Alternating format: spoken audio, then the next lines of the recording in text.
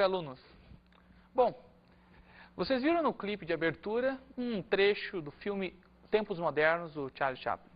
É um trecho bem interessante, né? A bandeira cai, o Chaplin estava passando, vê, vai tentar entregar ao seu dono, vai ficar acenando, mas ao acenar as pessoas em volta vão achar que é uma passeata em busca de direitos e vão atrás dele. Quando ele vê, está liderando uma passeata, coitado, nem imagina isso. De certo modo, essa ideia é muito presente no século XIX. A ideia de um século no qual as ideias e as lutas mobilizam. As coisas ainda não estão resolvidas. Os trabalhadores lutam por aquilo que acreditam, lutam para melhorar as suas condições. Nada está resolvido naquele momento. Daí que essa imagem e essa ideia que eu acabei de falar ilustra a nossa aula, que se chama Doutrinas e Movimentos Sociais na segunda metade do século XIX. Bom, para entender melhor isso, todo esse ambiente de um século de luta, na qual as reivindicações estão para se resolver, vamos primeiro definir coisas muito básicas. Primeiramente, a realidade e as ideias. Definindo claramente o que é o contexto, o que é a realidade e as ideias que ele formula, nós vamos compreender melhor quais são essas doutrinas e esses movimentos que o século XIX nos fornece. Realidade é aquilo que se vive, é o contexto, é a sociedade, é a vivência das pessoas. Já ideias são as formulações que partem daquela realidade. Tendo noção disso, nós podemos explorar que doutrinas são essas ideias que partem dessa realidade e os movimentos sociais daquele momento, que nós vamos ver a seguir, são aquela realidade vivida. Portanto, o tema dessa aula tem a ver com o cotidiano e com as lutas daquelas pessoas no século XIX, na metade do século XIX. E essa luta, esse cotidiano, está, sem dúvida nenhuma, relacionado às circunstâncias em que eles vivem e que eles tentam mudar, através de utopias, através de lutas. É essa a realidade que eles tentam modificar. E é por isso o nosso tema da aula. Não vamos desvincular as ideias que nós vamos ver a seguir do contexto delas. Tudo tem uma só junção. Inicialmente, portanto, para entender melhor essas doutrinas e movimentos do século XIX, vamos entender o seu contexto da época. O contexto da época está salientado na existência da consolidação da ordem burguesa. Veja, consolidação da ordem burguesa significa que a burguesia assume e conquista o seu poder naquele momento. Assume e conquista o seu poder. A burguesia vai tentar já assumir desde a Revolução Francesa, mas é em meados do século XIX que ela consegue, de fato, se estabelecer. A ordem burguesa, a ordem do liberalismo, a ordem dos interesses dos burgueses está ali consolidada. Um outro fator que contextualiza a época é a exploração do proletariado. O proletariado, os operários, aqueles que trabalham nas fábricas, passam por condições de vida muito ruins, extremamente negativas. A partir da segunda metade do século XIX, eles vão conseguir se organizar e lutar por seus direitos na tentativa de formar melhores condições, de tentativa de evitar que a sua exploração, que as suas péssimas condições de trabalho sejam, de fato, uma rotina. Eles tentam mudar isso. O filme Germinal, cujas imagens vocês estão vendo agora, mostra exatamente isso. É a realidade desses operários, no caso, os operários que trabalham no serviço mais duro das minas de carvão, sofrendo com os duros tratos daquilo que podemos chamar da primeira revolução industrial, mas que foi frequência, foi comum até metade do século XIX. Bem, com esse filme e com essas imagens, nós podemos ilustrar que, na verdade, havia, naquele momento, uma busca por um futuro melhor. Se via uma realidade com problemas, se buscava alternativas, na verdade, uma sociedade melhor, mais justa aos trabalhadores, mas entre os problemas e a solução, você tinha vários caminhos, várias teorias, várias ideias que linkavam um com o outro. É exatamente o tema da aula. Perceber dessa realidade conflituosa do século XIX, a busca por soluções, mas os caminhos que vão levar a isso são várias teorias, são várias ideias diferentes umas da outras. Esse é o nosso objetivo aqui. As doutrinas do século XIX tiveram como ponto de partida, marco inicial, o movimento chamado a Primavera dos Povos, ocorrido em 1848 na Europa. Naquele momento, vários países europeus estouraram em revoluções de caráter liberal, nacionalista e socialista. Essas revoltas tiveram como outro fator uma busca de uma sociedade mais justa, igualitária e fraterna. E isso fez com que houvesse na Europa todo um movimento que desse apoio ao surgimento dessas novas doutrinas. Outro fato é que nesse período nós temos uma crítica do liberalismo econômico e da livre concorrência. Como marco inicial, a Primavera dos Povos, como busca de uma sociedade melhor e como crítica àquilo que era a fundamentação da ordem burguesa, o liberalismo, nós temos aí o surgimento de várias doutrinas, de várias ideias essas que são fundamentais e importantes e que são o tema da aula. A primeira delas, vamos começar por aí, doutrina socialista, do socialismo utópico. A doutrina do socialismo utópico teria ideias do seguinte: nós temos que melhorar essa sociedade. Bem, ao melhorar essa sociedade, nós temos que encontrar meios para tanto. Os meios são, no socialismo utópico, a formação de comunidades autossuficientes. Isto é, comunidades autossuficientes, tais como falansterios, que era a ideia do Charles Fourier, comunidades em que as pessoas que ali residiam, como se fossem fábricas, conseguiriam viver de uma forma mais justa, mais igualitária, sem sofrimento, uma forma que possibilitasse, sem dúvida nenhuma, melhorias sociais. Só que os falansterios não deram certo. Por quê? Porque para resolver um problema macro, se resolvia no micro, se resolvia num determinado ponto. Em suma, não mudava toda a sociedade, e sim tentava pegar o problema da sociedade e resolver num caso específico, num local específico. Um outro exemplo disso foram as organizações de cooperativas de trabalhadores em nível nacional. O que se pensou? Se as fábricas são injustas, resolveríamos esse problema da seguinte forma: os trabalhadores se reuniam em cooperativas e, através dessas cooperativas, teriam benefícios e resolveriam seus problemas de exploração. Outro problema que foi levantado pelo Louis Blanc.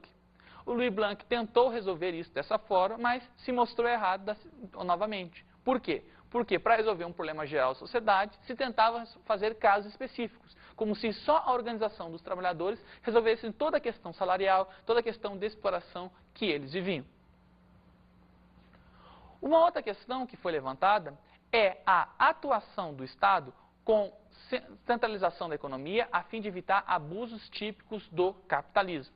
Isto é, o Estado aqui teria uma forma forte para evitar isso, ele atuaria e impediria que esses proletários tivessem determinados problemas.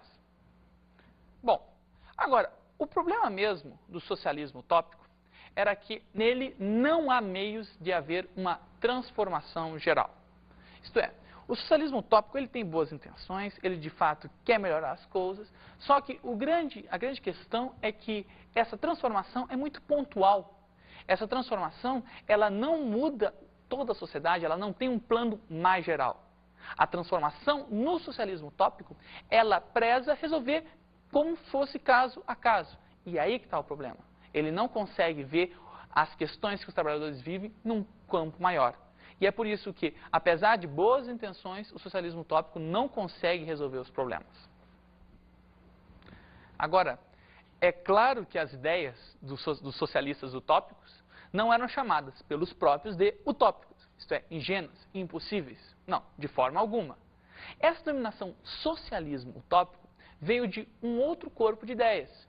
Na verdade, dos indivíduos que chamavam de socialistas científicos ou marxistas. Veja, o socialismo científico, ou mesmo o marxismo, ele rompe com o socialismo utópico.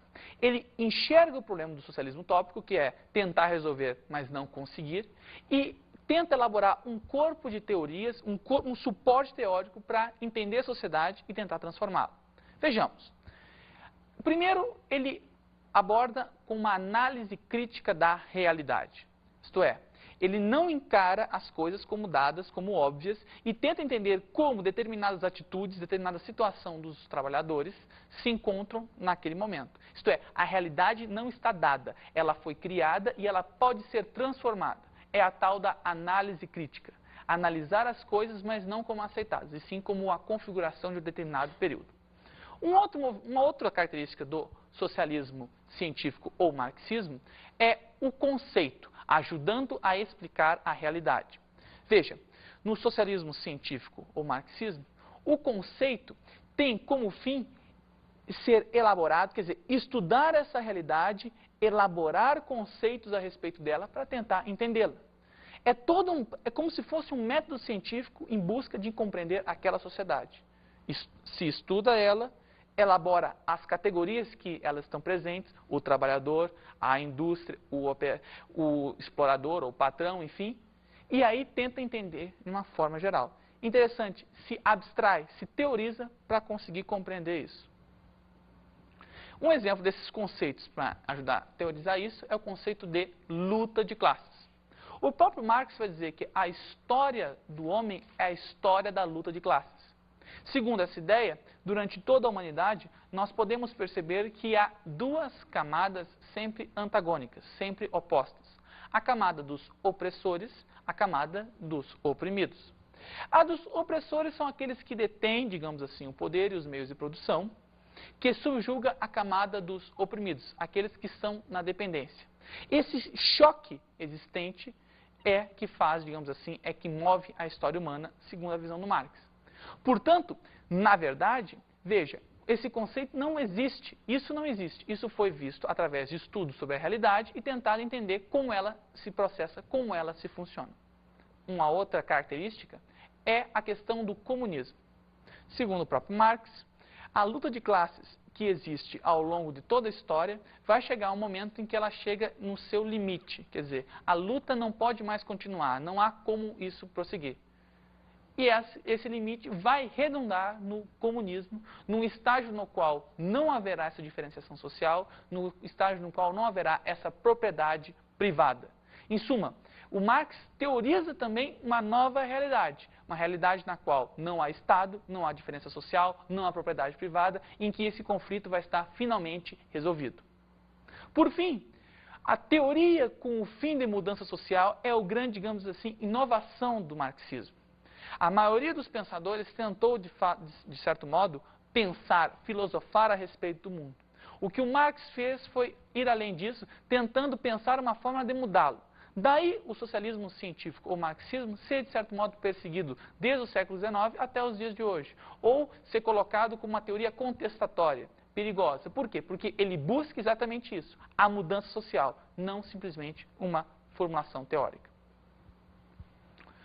Outra doutrina que, de certo modo, também está próxima do marxismo é o anarquismo. O anarquismo é contra qualquer forma de governo ou Estado, terminantemente contra. Ele busca uma nova organização.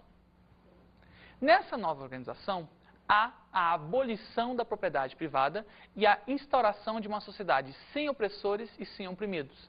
Daí, ser contra o Estado. Veja, ser contra o Estado é em ver o papel do Estado, da organização estatal, do governo, um regime de opressão. Daí a anarquia, sem forma de governo, contra forma de governo. Os anarquistas, de certo modo, eles têm uma certa familiaridade com os comunistas, com o socialismo científico. Agora, a grande discordância do marxismo é sobre a instalação imediata da sociedade comunista. De acordo com o marxismo e com o anarquismo, o comunismo virá. A diferença entre ambos é que para o marxismo, para o socialismo científico, o comunismo é a etapa final. Nós teríamos o fim do capitalismo, a instauração de um regime intermediário, que é o socialismo, para depois ingressarmos no comunismo. O socialismo seria uma forma de transição. Os anarquistas, eles foram contra essa ideia. Segundo eles, nenhuma forma de transição dá certo. O problema é a existência do Estado. Daí que eles são contra essa forma de transição. Eles diziam que isso não daria certo. e no final, analisando as experiências socialistas do século XX, se vê que a crítica dos anarquistas tinha razão. De fato, essa fase de transição não gerou o comunismo, conforme eles haviam previsto. Uma outra corrente que é socialista, mas não prega a revolução, não prega a mudança total da sociedade, é o socialismo cristão. O socialismo cristão é o conjunto de ideias sociais da igreja. Veja que a situação de transformação da sociedade era tão interessante que seria importante até a igreja se definir o seu papel. E é isso que é o socialismo cristão. O socialismo cristão, ele tem como grande carta, a encíclica papal Rerum Novarum, escrita pelo Papa Leão XIII. Lá você encontra as bases da doutrina social da igreja. Primeiro, a condenação ao marxismo e ao anarquismo. Essas formas são vistas como violentas e que a violência, a transformação radical, não vai levar a nada. Outra questão é a responsabilidade do Estado de pôr fim às explorações dos trabalhadores e dos empresários, dar-lhes dignidade.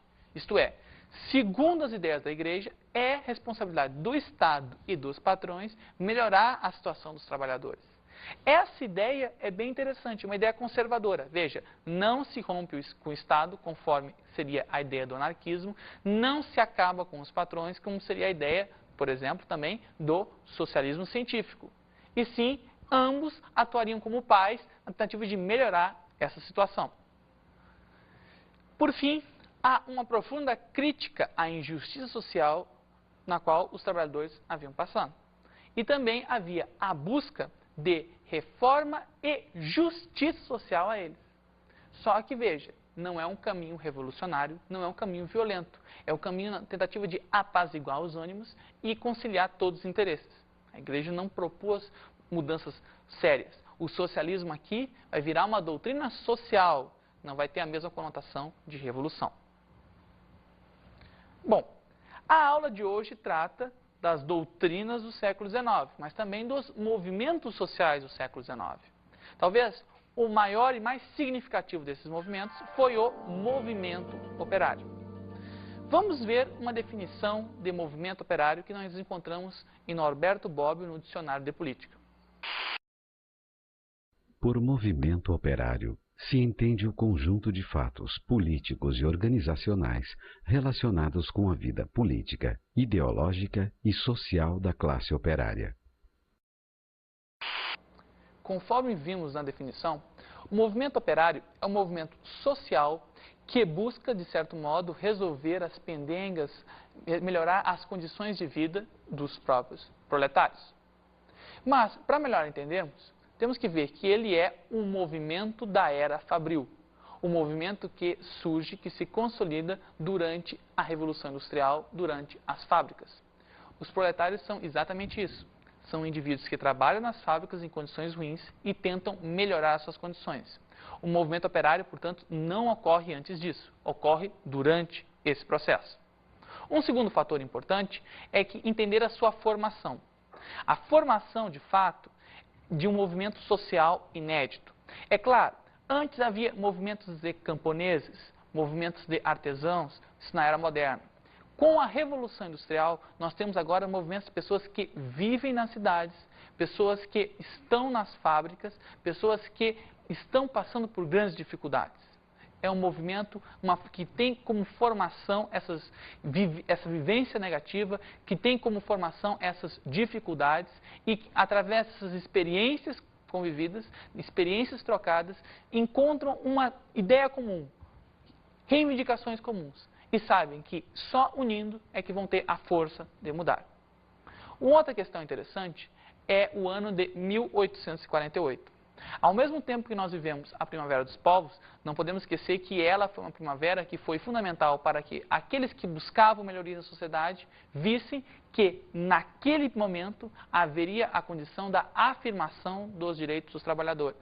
Isto é, o ano de 1848 foi importante para a difusão e força do movimento operário.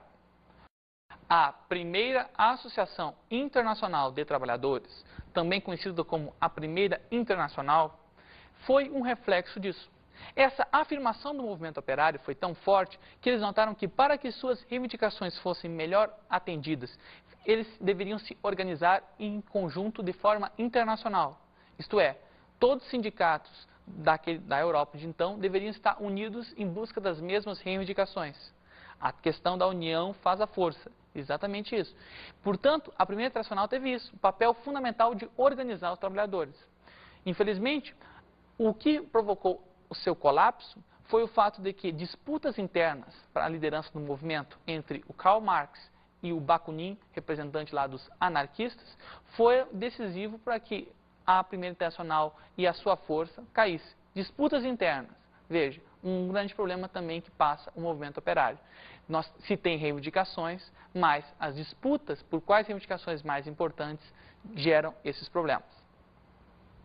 Bem, desse balanço todo, nós falamos de proposições, nós falamos de movimentos. O tema que foi tratado aqui foi basicamente as ideias e as lutas. As ideias e as lutas desse século XIX, segunda metade do século XIX, nos faz refletir sobre o balanço das doutrinas e movimentos sociais nesse período. Esse balanço nos faz crer que, de fato, um período de profunda desigualdade social, um período de profunda turbulência, gerou uma reação tanto intelectual, ideológica, que guiou os movimentos sociais de então. Isso fica claro, essa força dessas ideias, num episódio conhecido como a Comuna de Paris, ocorrido em 1871. No caso, a França estava envolvida com uma guerra na Alemanha e Paris foi sitiada. A situação da cidade ficou tão prejudicial às pessoas que moravam, que os operários de então se armaram, se mobilizaram e tomaram o poder, tomaram conta. E, de certo modo, foi a primeira das revoluções socialistas, o primeiro dos governos socialistas de então. Algumas medidas, como, por exemplo, o controle das fábricas pelos operários, a extinção do exército, foram tomadas pelos comunardos, como eram chamados, os indivíduos da comuna. Um governo socialista que tentou aplicar algumas ideias socialistas, mas que foi punido. 1871, a primeira da experiência socialista até então. Um outro fator são os reflexos no século XX e nos dias de hoje dessas ideias vindo do século XIX. Sem dúvida nenhuma. As questões levantadas no século XIX pelos socialistas têm um grande reflexo até os dias de hoje. Não é à toa que durante todo o século XX, uma das grandes mobilizações, uma das grandes polaridades que foi vista na Guerra Fria foi entre o bloco capitalista, entre as ideias capitalistas e o bloco socialista e as ideias socialistas. Portanto, o século XX é exatamente isso. Essas ideias nos chegam até hoje e nos chegam com grande força. Bom, gente, agora vamos às nossas dicas de estudo.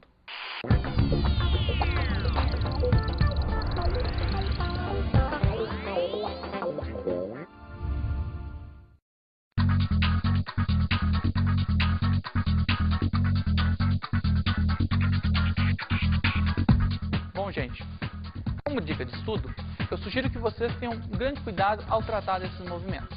Vocês não devem achar que esses movimentos simplesmente se refletem a uma realidade do século XIX, da segunda metade do século XIX tão somente. Claro que isso é fundamental, importante, mas vocês não devem deixar de levar em consideração realidades anteriores a 1850, como a força do liberalismo político, a questão do romantismo, a questão de movimentos, de certo modo, mais simples e mais iniciais que ocorreram nos primórdios da Revolução Industrial, por exemplo, o ludismo. Enfim, não pensar que somente essas ideias tiveram força.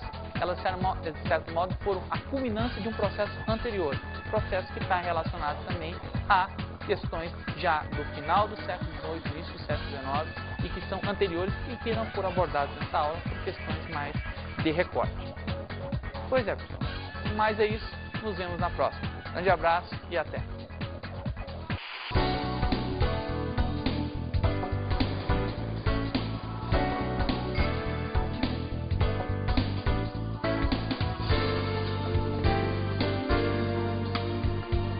Na aula de hoje estudamos doutrinas e movimentos sociais do século XIX, segunda metade do século XIX. Nós não podemos deixar de dissociar esses movimentos, essas doutrinas, com a realidade do século XIX, entendendo que as ideias têm um cunho profundo na realidade. E essas doutrinas que foram fundamentais agitaram não somente o século XIX, mas como tiveram consequências até os dias de hoje. Também analisamos o movimento operário. O movimento operário foi o principal movimento social da segunda metade do século XIX, no qual os trabalhadores, os proletários, aqueles que trabalhavam nas fábricas, viram que era necessário ter toda a reivindicação individual de forma coletiva, isto é, unir todos os problemas em busca de soluções. Pós-estudos.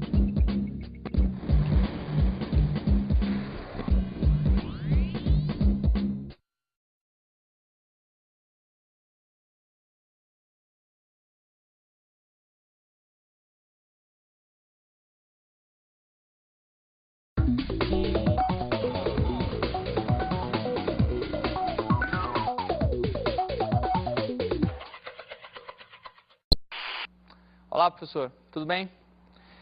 De professor para professor, e falando a respeito desse tema da aula, eu aconselho trabalhar da seguinte forma. Primeiro, trabalhar com os alunos a questão da ideologia.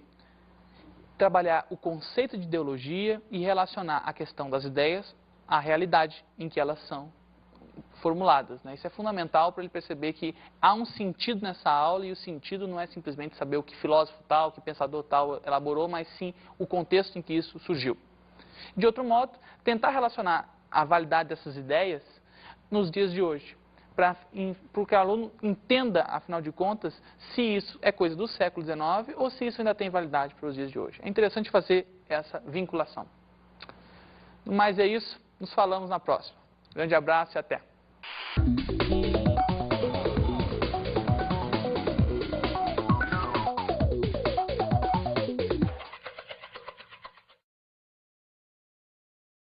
Que doutrinas são essas ideias que partem dessa realidade e os movimentos sociais daquele momento, que nós vamos ver a seguir, são aquela realidade vivida. Portanto, o tema dessa aula tem a ver com o cotidiano e com as lutas daquelas pessoas no século XIX, na metade do século XIX. E essa luta, esse cotidiano, está sem dúvida nenhuma, relacionado às circunstâncias em que eles vivem e que eles tentam mudar, através de utopias, através de lutas. É essa a realidade que eles tentam modificar, e é por isso o nosso tema da aula. Não vamos desvincular as ideias que nós vamos ver a seguir do contexto delas. Tudo tem uma só junção. Inicialmente, portanto, para entender melhor essas doutrinas e movimentos do século XIX, vamos entender o seu contexto da época. O contexto da época está salientado em imagem, e essa ideia que eu acabei de falar, ilustra a nossa aula, que se chama Doutrinas e Movimentos Sociais na segunda metade do século XIX. Bom, para entender melhor isso, todo esse ambiente de um século de luta, na qual as reivindicações estão para se resolver, vamos primeiro definir coisas muito básicas. Primeiramente, a realidade e as ideias. Definindo claramente o que é o contexto, o que é a realidade e as ideias que ele formula, nós vamos compreender melhor quais são essas doutrinas e esses movimentos que o século XIX nos fornece. Realidade é aquilo que se vive, é o contexto, é a sociedade, é a vivência das pessoas. Já ideias são as formulações que partem daquela realidade. Tendo noção disso, nós podemos expor que as péssimas condições de trabalho sejam, de fato, uma rotina. Eles tentam mudar isso. O filme Germinal, cujas imagens vocês estão vendo agora, mostra exatamente isso. É a realidade desses operários, no caso, os operários que trabalham no serviço mais duro das minas de carvão, sofrendo com os duros tratos daquilo que podemos chamar da primeira revolução industrial, mas que foi comum até metade do século XIX. Bem, com esse filme e com essas imagens, nós podemos ilustrar que, na verdade, havia, naquele momento, uma busca por um futuro melhor. Se via uma realidade com problemas, se buscava alternativas, na verdade, uma sociedade melhor, mais justa aos trabalhadores, mas entre os problemas e a solução, você tinha vários caminhos, várias teorias, várias ideias que linkavam um com o outro, na existência da consolidação da ordem burguesa. Veja, consolidação da ordem burguesa significa que a burguesia assume e conquista o seu poder naquele momento. Assume e conquista o seu poder. A burguesia vai tentar já assumir desde a Revolução Francesa, mas é em meados do século XIX que ela consegue, de fato, se estabelecer. A ordem burguesa, a ordem do liberalismo, a ordem dos interesses dos burgueses está ali consolidada. Um outro fator que contextualiza a época é a exploração do proletariado. O proletariado, os operários, aqueles que trabalham nas fábricas, passam por condições de vida muito ruins, extremamente negativas. A partir da segunda metade do século XIX, eles vão conseguir se organizar e lutar por seus direitos na tentativa de formar melhores condições, de tentativa de evitar que a sua exploração, que a sua...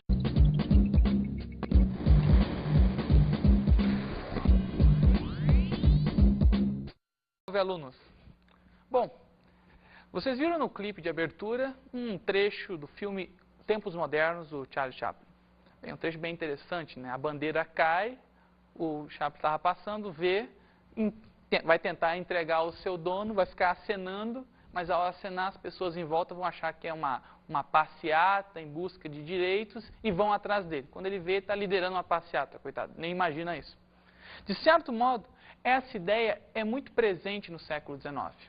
A ideia de um século no qual as ideias e as lutas mobilizam. As coisas ainda não estão resolvidas. Os trabalhadores lutam por aquilo que acreditam, lutam para melhorar as suas condições. Nada está resolvido naquele momento. Daí que essa